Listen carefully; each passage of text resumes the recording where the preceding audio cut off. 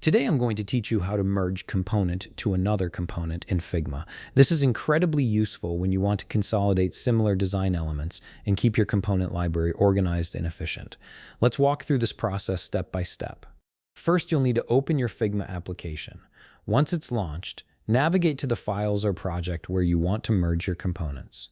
Make sure you're working in the right file so that your changes are applied exactly where you need them.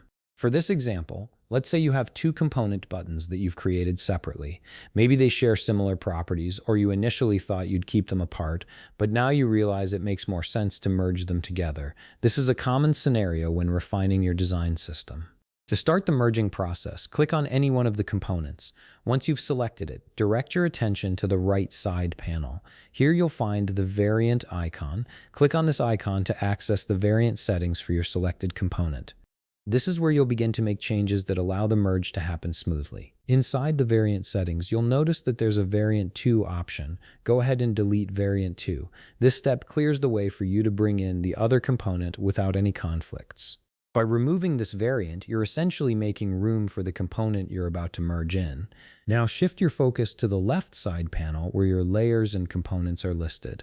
Locate the other component that you want to merge.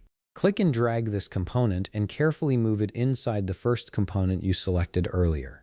This drag and drop action is what physically combines the two components into one. Once you've dragged it inside, you'll want to reposition your second component within the first one.